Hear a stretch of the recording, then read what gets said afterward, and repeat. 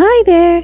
Here, we turn psychology books into clear, thoughtful audio journeys so you can understand the mind one idea at a time. Feel free to subscribe for more. Let's dive in together. Welcome to The Debate. We live in an era that, well, it would look like absolute magic to our ancestors. We've mapped the human genome, we've split the atom. We basically carry the sum of all human knowledge in our pockets. We have largely conquered nature. And yet, we're miserable. Exactly. If you look around at this technological paradise we've built, there is this pervasive, nagging sense that something is deeply wrong. We are anxious, we are highly medicated, and we are profoundly lonely. So, the central question we are unpacking today is whether this emptiness is simply the price of progress, just the necessary friction of living in a highly complex world, or if it is a spiritual crisis born of our own rationality. And that is really the defining tension of our time. Today, we are dissecting the Swiss psychiatrist Carl Jung's 1933 anthology, Modern Man in Search of a Soul. And I should say up front, this isn't just a clinical textbook. It is a fundamental challenge to how we perceive reality. We're going to be unpacking Jung's views on dream analysis, his pretty violent intellectual break from Freud, and his diagnosis of the specific neurosis of the modern individual.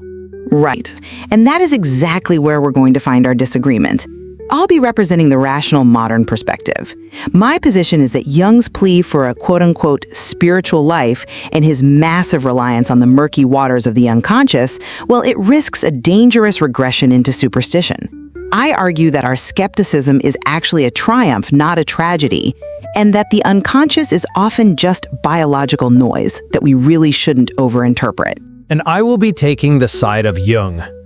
I argue that what you are calling a triumph is actually a withering of the human personality. I'll be defending the necessity of dream interpretation, the reality of the psyche as an objective force, and the idea that a life lived purely by the dictates of the rational ego leads, well, inevitably to illness. Let's get right into it then with our position statements. When I read Jung, particularly his essay on the spiritual problem of modern man, I see a brilliant mind, undoubtedly, but one that is fundamentally nostalgic. Jung looks at the modern world, a world that has cast off the participation mystique of the herd, as he terms it, and he sees sickness. But I see adaptation. What Jung frames as spiritual distress seems to me to be the very natural friction of adapting to a world where we no longer rely on fairy tales to explain the weather or our health or our crops. We are solving problems. But are we solving them, or are we just numbing ourselves to the symptoms? We have replaced the priest with the doctor for a very good reason. Look, Jung criticizes the causal approach, looking for the root physical cause of a problem, but that is the literal bedrock of science.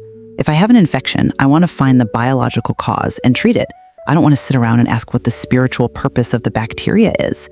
Jung admits himself that the modern spirit rejects the substantiality of the soul in favor of the brain and hormones. I argue that this is progress. We are finally stripping away the illusions to see the actual mechanics of the world. I come at it from a completely different angle. You say we've replaced the priest with the doctor, but Jung's entire point in this text is that the doctor is now forced to become a priest because the physical cure just isn't enough anymore. My position is that the strictly rational view you're championing is exactly what Jung diagnoses as the illness. Jung argues that the conscious mind, that part of us that reasons and plans and balances checkbooks, is just a tiny island in a vast ocean of the unconscious. And when you ignore the ocean, you eventually drown. Do you really believe this applies to everyone just walking down the street? No, actually, and this is a really crucial distinction in the text. Jung defines the modern man, not as everyone alive today, but specifically as the solitary individual who has moved beyond the herd, who stands on the precipice of the unknown.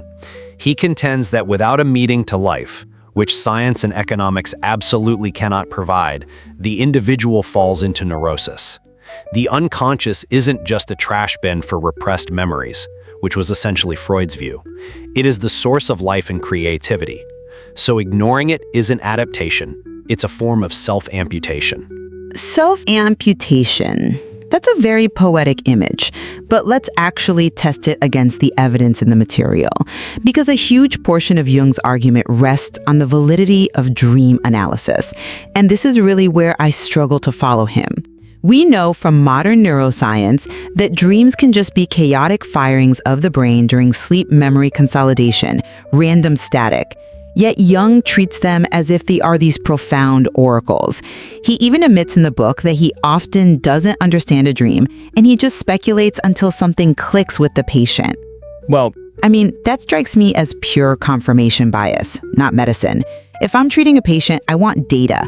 I don't want a fuzzy feeling that we've stumbled onto a hidden truth because a narrative sounded nice. I hear that, but I think you're dismissing the mechanism way too quickly. You're missing Jung's central concept here, which is compensation. The psyche is a self-regulating system, exactly like the physical body. Think of it like a biological feedback loop. If you get too hot, your body sweats to cool you down. Jung argues that the unconscious acts the exact same way. When the conscious attitude becomes too one-sided, say a person becomes too arrogant or too hyper-intellectual, the unconscious produces a dream that compensates for that imbalance. It's not random noise. It is an active attempt to restore equilibrium. Restoring equilibrium is a nice phrase, but can you give me a concrete example from the text? Because without one, this just sounds like mysticism disguised as psychology. Sure. Jung gives a striking and frankly tragic example of a man suffering from mountain sickness. This was a patient who had risen from very humble beginnings to a very high social and professional position. He was deeply ambitious, very successful, and he just wanted to keep climbing. But he came to Jung complaining of physical dizziness and nausea. Right, which sounds like a straightforward medical issue. Inner ear infection, vertigo, maybe high blood pressure? That is exactly what the man thought. But he brought Jung two dreams. In one of them, he sees a train going off the rails because the driver is pushing it way too fast around a curve. It ends in a total catastrophe. Now, the man's conscious ego, the rational modern you are defending, thought he was completely fine. He thought he should just push through the stress and keep climbing for more success. But Jung saw the dream as a direct warning from the unconscious that he had reached his absolute limit. He was derailing. But hold on. Let's look at the facts of that case. Jung interprets the dream as a warning metaphor. But the man also had literal physical symptoms of mountain sickness. He was dizzy. Jung warned him to stop climbing in his career based on a train metaphor. The man ignored him, and yes, the text says the man later died in an actual mountain climbing accident. But isn't that just anecdotal evidence at best? It feels like a massive coincidence that Jung is retrofitting to support his theory. It is not just an anecdote to Jung, it is diagnostic. Jung treats the dream as a physiological fact. He uses the analogy of finding sugar in the urine. If you find sugar in the urine, it is a biological fact of the body's state, regardless of whether the patient believes he has diabetes. The dream was a fact of the man's subjective state. His unconscious was screaming, "You are going too fast, you are going to crash." The man's rational ego denied it, but the crash happened. The dream was a diagnosis that the conscious mind was simply too arrogant to accept. I see why you think that supports the theory, but consider the alternative approach. Jung openly admits in the text that he approaches dreams with perplexity and has no rigid theory of how they arise. He literally says, do anything you like, only don't try to understand. He advocates for a purposive approach. He wants to ask, what is this dream for, rather than what caused it. To me, that is completely abandoning the scientific method. How so? Because if we don't look for causes, if we don't look at the actual childhood trauma or the repressed memory that triggered the neuroses, we are just floating in narrative. And this brings us directly to his conflict with Freud. Freud wanted to know why a neuroses happened. Jung seems to think the why is less important than where are we going. And thank goodness for that. Jung's critique of Freud in this text is devastatingly accurate. Freud sees the unconscious as a dangerous monster. He treats it as a nursery for infantile, perverse, criminal tendencies. Freud looks at art, at beauty, at religion, and he reduces them to what Jung calls dreary filth, nothing but repressed sexuality or displaced aggression. It is a purely reductive worldview. It tears things apart to find the mud they were made of, but it destroys the entire building in the process. It destroys the illusion of the building, perhaps. Look, Freud's view is harsher, I will give you that, but it's cleaner. It relies on biological drives we can actually map and understand. Jung complains that Freud sees the incest complex as a literal sexual desire for the parent. Jung wants to reinterpret that as a spiritual desire for rebirth. That sounds to me like he's just sanitizing the ugly truth of human nature because it's uncomfortable. Is Jung just soft-pedaling the darkness here? It's not about sanitizing it, it's about accuracy and utility. Jung argues that the unconscious is fundamentally neutral. It is nature. It only becomes dangerous when we repress it. If we look at that incest motif, Jung argues that for an adult, the desire to return to the mother isn't about literal sex. It is about a psychological need to return to the source of life, to be renewed. The rational mind gets exhausted by the modern world. It needs to dip back into the unconscious to find new energy. Freud interprets everything from the shadow side alone. Jung fully acknowledges the shadow, but he refuses to believe that the shadow is the only thing down there. Let's talk about this concept of the shadow then, because it is so central to Jung's critique of the modern man. Jung argues that we are sick because we have split off the dark parts of ourselves. But I have to ask, isn't civilization built entirely on the suppression of the shadow? If we all went around integrating our aggression and our antisocial impulses, society will collapse overnight. Jung seems to suggest that the sinner who accepts his darkness is somehow more whole than the virtuous man who suppresses it. That sounds like a very dangerous license for immorality. That is a very common misunderstanding of his work. Jung is not saying we should act out the shadow. He is saying we must consciously acknowledge it. He talks at length about the private secret. When we repress our darkness, our jealousy, our greed, our strange or violent fantasies, we create a private secret that cuts us off from the rest of humanity. It isolates us. We walk around feeling like we are the only ones with these terrible thoughts. So the cure is what exactly? Confession? In a psychological sense, yes. Jung draws a direct line from the ancient mystery cults to the Catholic confessional straight to modern psychotherapy.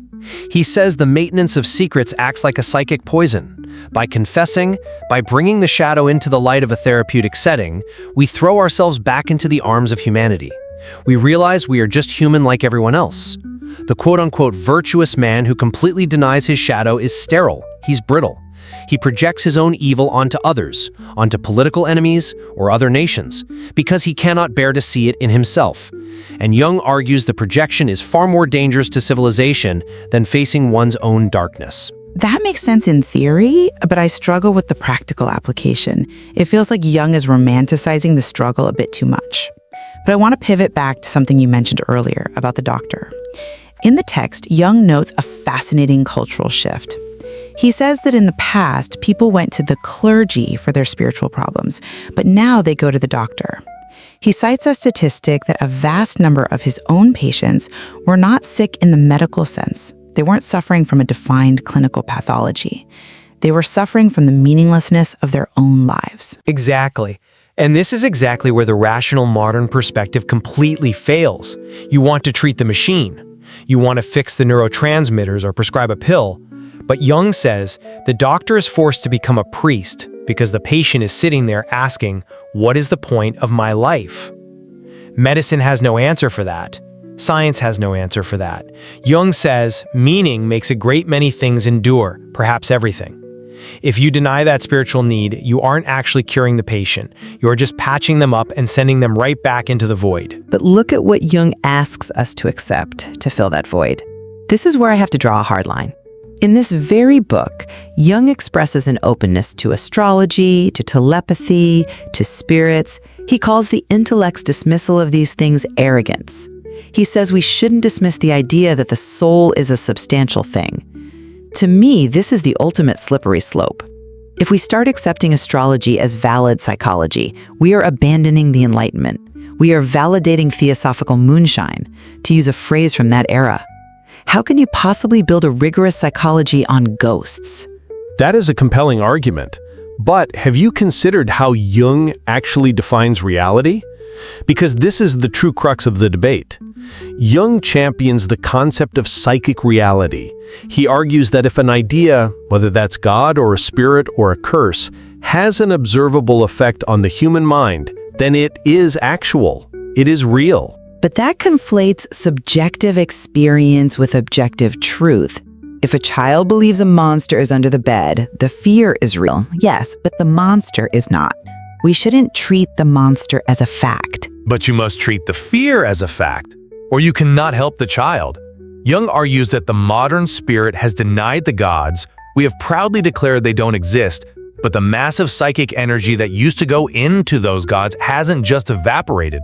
Jung says, and this is one of his most chilling and prophetic insights in the book, that the gods have become diseases. The gods have become diseases.